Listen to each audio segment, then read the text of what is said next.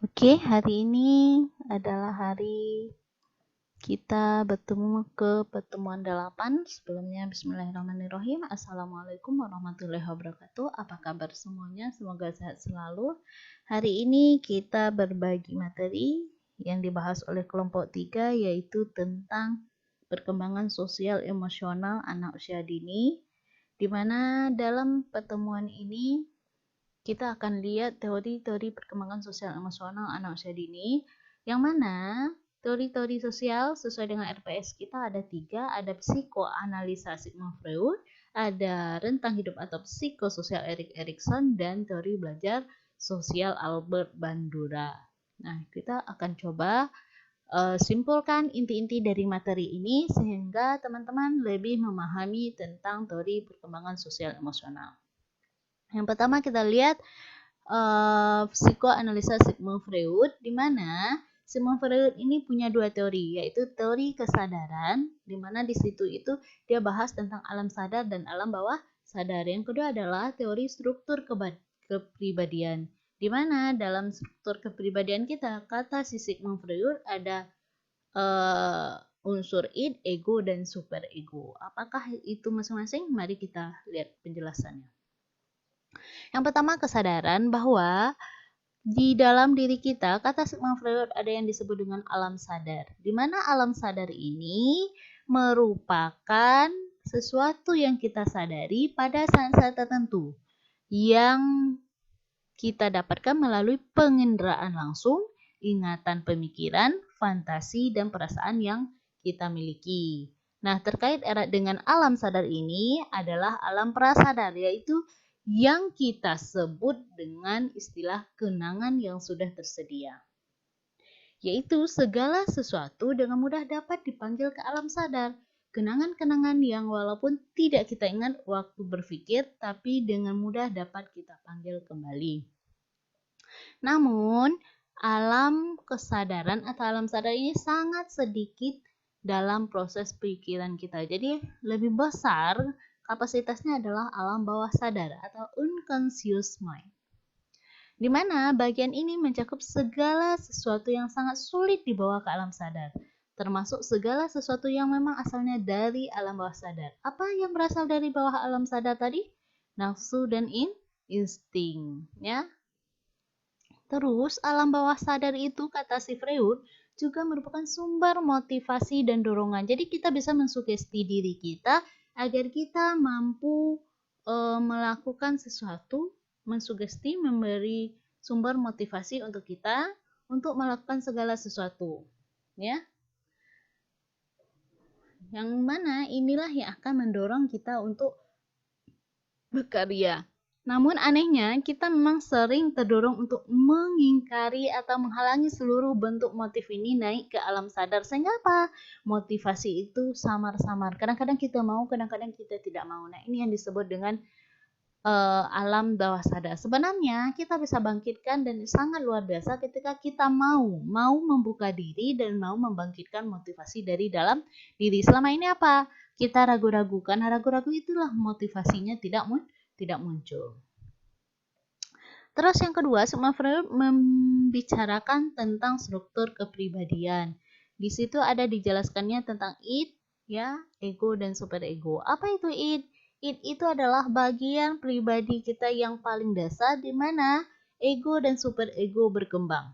Dan id merupakan tempat dorongan naluri atau yang disebut dengan insting dan di bawah penguasaan proses primer, atau dengan kalimat lain bekerja sejalan dengan prinsip-prinsip kenikmatan. Jadi ini dikenal dengan prinsip kenikmatan. Dan dia tidak mempunyai kemampuan untuk menghambat atau memodifikasi dorongan nalurinya. Jadi kenikmatan apa saja sulit dikendalikan oleh id. Selalu mencari kepuasan dan menghindari segala bentuk ketegangan. Dan id merupakan representasi psikis kebutuhan biologis. Jadi prinsip id ini adalah kesenangan belaka.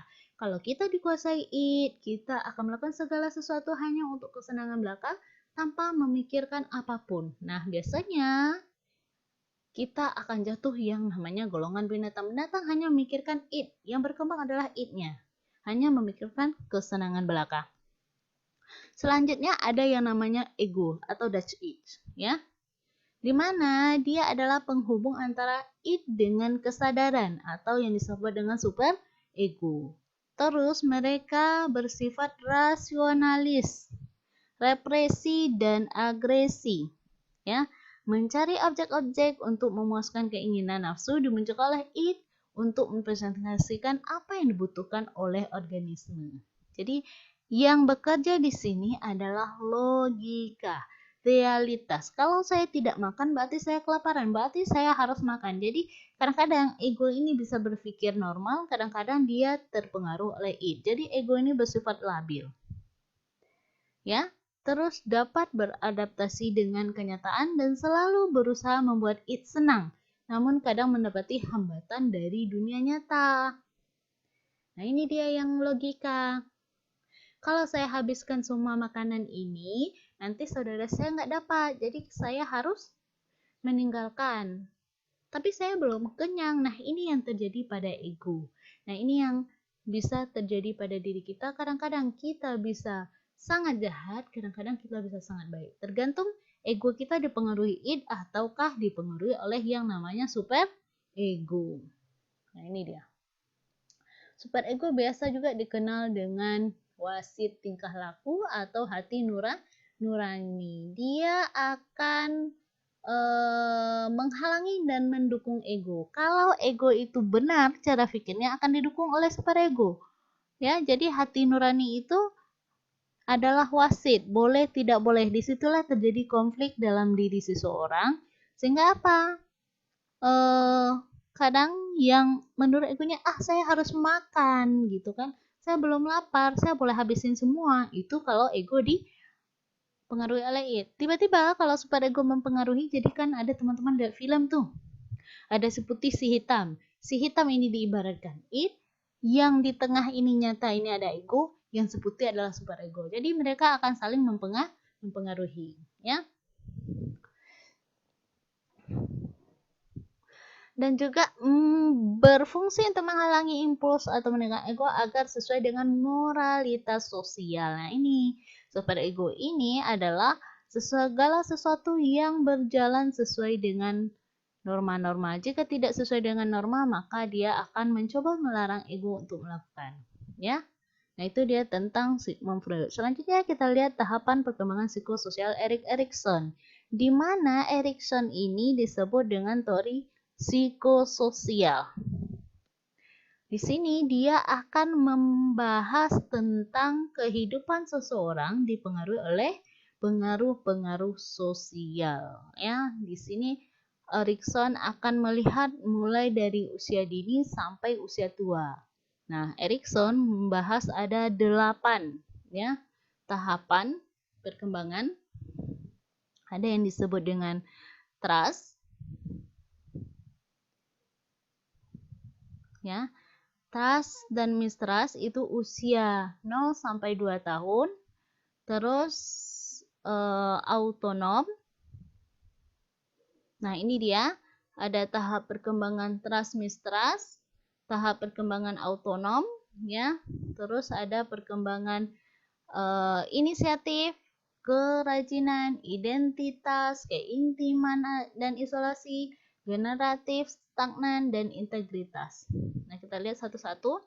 Yang pertama adalah fase kepercayaan dan kecurigaan. Trust. Trust itu terbentuk pada usia 0 sampai 2 tahun, di mana anak sedang membangun kepercayaan terhadap dunia ini. Ketika seseorang mendapat kenyamanan, maka dia akan merasa dunia ini aman untuk ditempati, maka akan muncullah rasa percaya diri. Mistrust itu rasa tidak percaya diri karena apa? Terjadinya rasa kurang nyaman. Autonomi, apa itu? Rasa percaya diri yang muncul tadi akan berkembang kepada anak seolah-olah dia mampu melakukan segala sesuatu. Nggak ada rasa malu-malu. Nah, itu yang disebut dengan autonomi.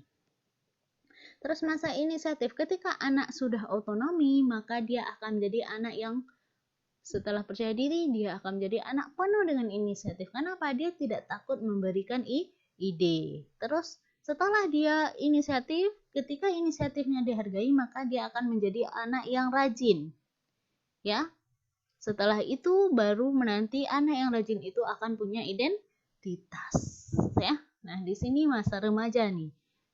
Adanya identitas dan ini. Setelah remaja nanti dewasa, biasanya ada orang yang mengisolasi diri, ada orang yang mampu membangun rumah tangga yang disebut dengan keintiman. Terus nanti setelah itu ada ide-ide untuk melanjutkan keturunan dan selanjutnya menjadi integritas, sebuah kebahagiaan di hari tua.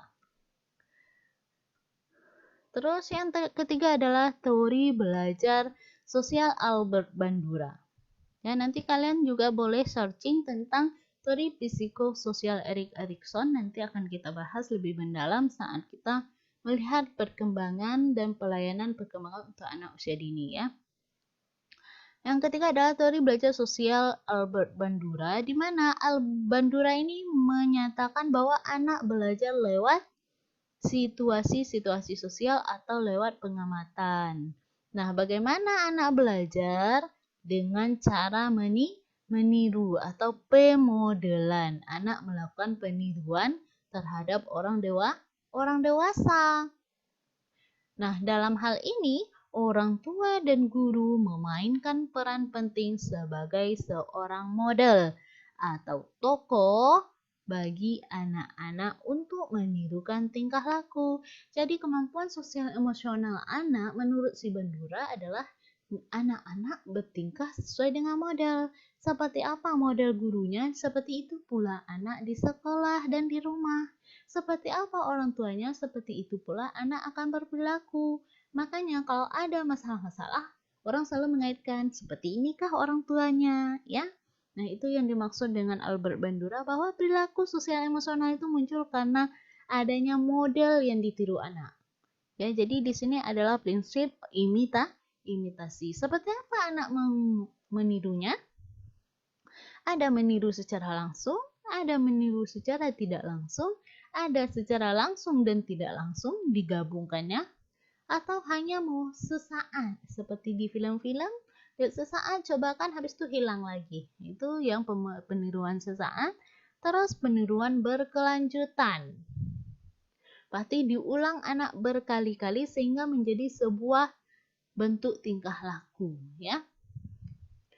Nah, unsur utama anak dalam meniru itu seperti apa? Yang pertama adalah anak mengamati dulu. Mengamati dan menyeleksi apakah akan ini mampu dia tiru atau enggak. Dia tidak akan seleksi ini bagus atau enggak. Tapi dia mampu melakukan atau enggak. Dia tertarik atau tidak. Nah, setelah itu hasilnya disimpan dalam memori, baru nanti dia mencoba melatih reproduksi, melatih-latih kembali perilaku yang dia lihat tadi, perilaku yang dia simpan tadi. Sehingga apa? Terjadilah motivasi untuk melakukan perilaku tadi. Dia coba-coba, ternyata bisa. Sehingga apa? Menjadi sebuah motivasi untuk berperilaku seperti itu. Ya. Oke, mungkin itu dari Ibu kesimpulan materi kita hari ini. Dan kalau ada pertanyaan silahkan diajukan nanti di kolom komentar. Kalau enggak nanti boleh disambung di grup WA. Oke, akhiri dengan wabillahi taufiq wa hidayah. Assalamualaikum warahmatullahi wabarakatuh.